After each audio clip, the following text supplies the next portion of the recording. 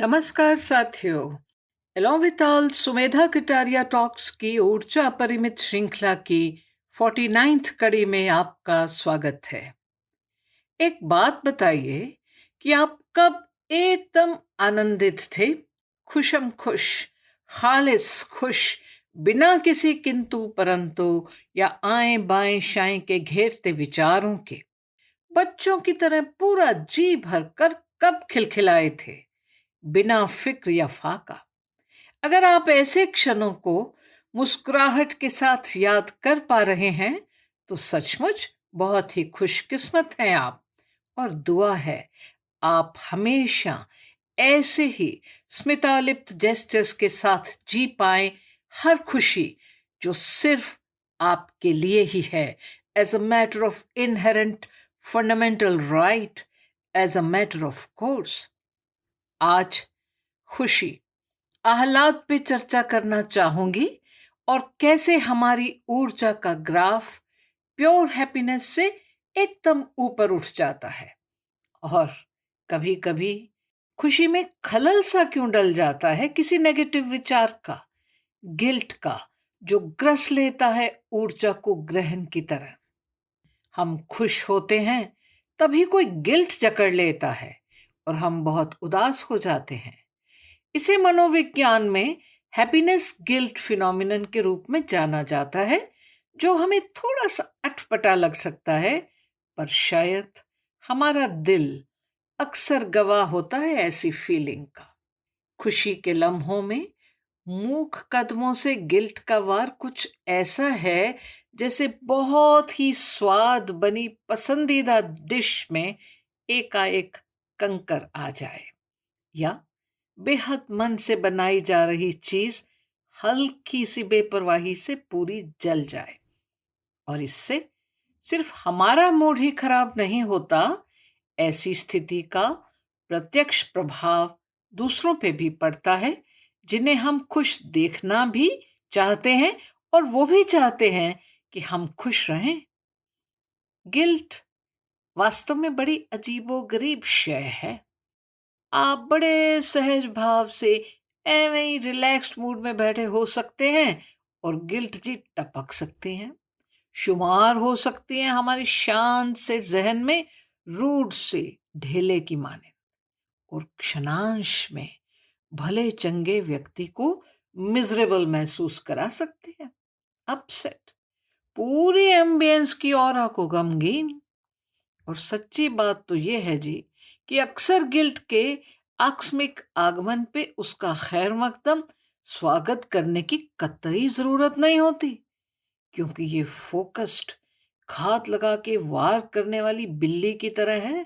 ठीक उसी समय निशाना साधती है जब हमारी खुशी हमें सराबोर करने को तैयार बर तैयार होती है। ऐसा आए दिन हम टीवी सीरियल्स में तो देखते ही हैं, जब सांस अटक जाती है कि किसी खुशी के अवसर पर किसी ऐसे शख्स का आना जो नहीं आना चाहिए था, और हम अगले एपिसोड की इंतजार करते हैं दिल थाम के कि रब जाने क्या होगा आगे, हमारी पसंदीदा कलाकार को खुशी नसीब भी होगी या नहीं। ये जानना बहुत जरूरी है कि ऐसा होता क्यों है। कितनी तरह के हैं गिल्ट जो हमारी रोजमर्रा की जिंदगी का हिस्सा बन गए हैं। ना ना ना ना ना, ये पॉडकास्ट गिल्ट पे नहीं है, और ना ही गंभीरतापूर्ण उन तमाम कॉम्प्लेक्सेस को समर्पित है जो गिल्ट से उपजते हैं।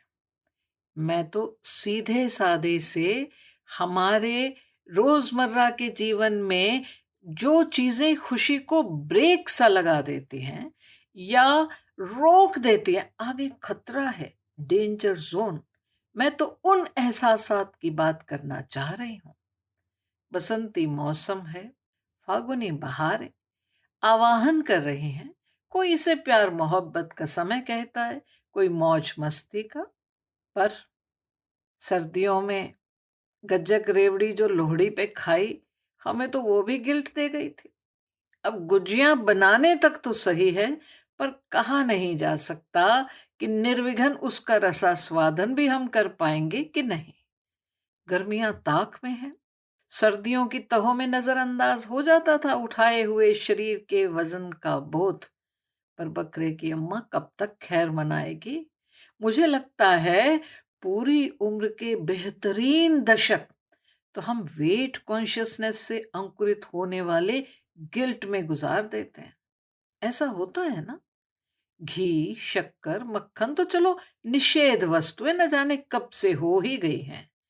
पर एक टुकड़ा मिठाई का खा के अगर हम कबूल कर लेते हैं तो ट्रेनर जी कहते हैं 1 सप्ताह की डाइटिंग का फायदा गायब। मौसम के तकाजे तो हमेशा से जीभ के स्वाद से जुड़े रहे हैं। बारिश तो पूरे या आम, तेज गर्मी तो ठंडाई, नवरात्रि या अन्य व्रत तो कुट्टू की पूड़ियां या पकौड़े। शादियों के सीजन में तो क्या ही कहें। भला हो कोरोना का थोड़ा सा बचाव हो गया था, पर अब फिर वही ढाक के 3 पात।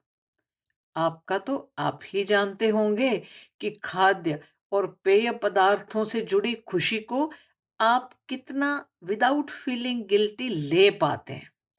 मैं इस मामले में अपने कमेंट्स को रिजर्व रखना चाहूंगी, क्योंकि मुझे वो अरसा याद करना पड़ेगा। काफी दम लगेगा यादाश्त पे जब बेख्याली सी थी ऐसे मामलात में, और जब थी तो खामियाजा उम्र भुगतती ही है।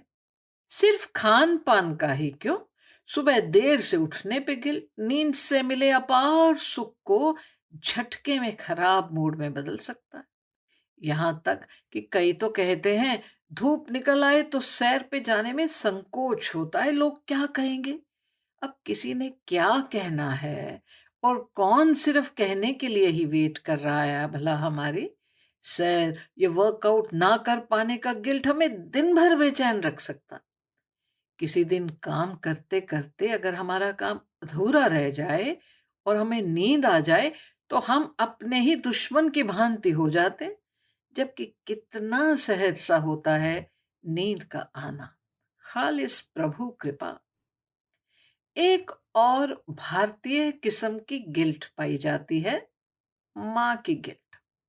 हर समय बच्चों की सुख सुविधा, सेवा, आराम, पढ़ाई, मूड्स, करियर, रिलेशनशिप्स, स्कूल या कॉलेज इश्यूज को 100% तवज्जो देने वाली माँ, जब जरा सा कोई दुख होता है बच्चे को तो इसका कारण कहीं ना कहीं खुद को ही मान लेती है, आदतन, स्वभावतः।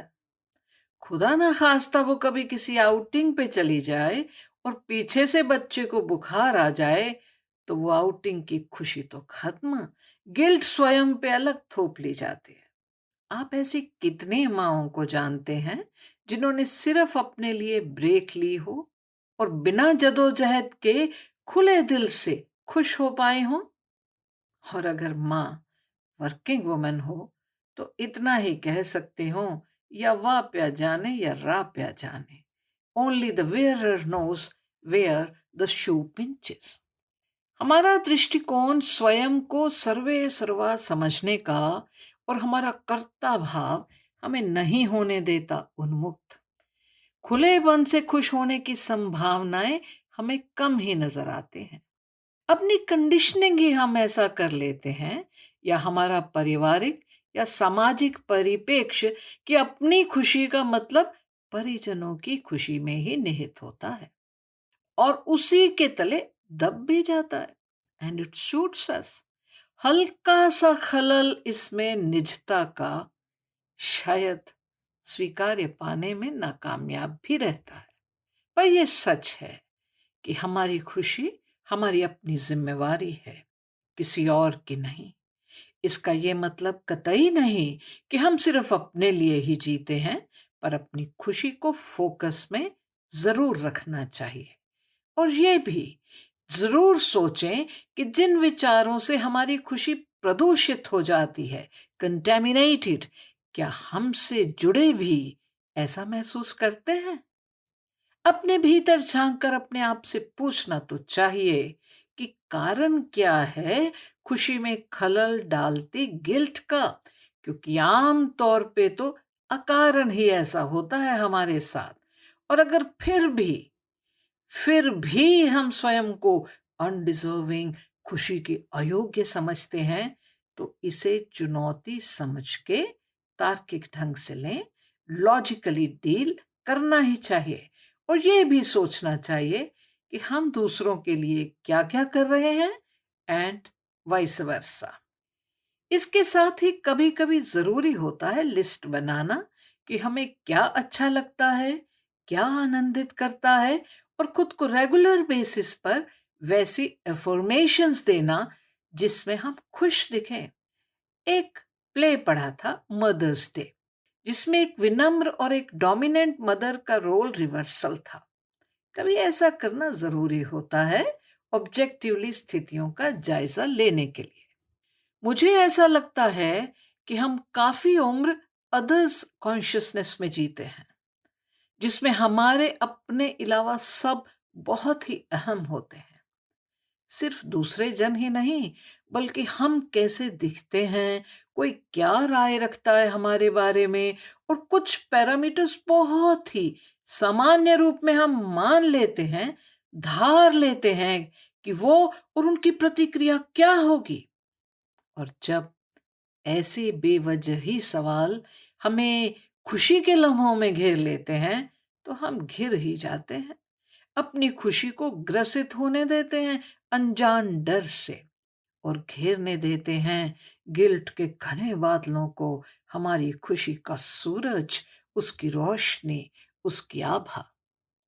साथियों, आप जहां भी रहें, खुशी ही खुशी हो वहां, और आप अपनी खुशी के साथ जी भर के जीना भी चाहें, क्योंकि यही एको जीवना है हमारा।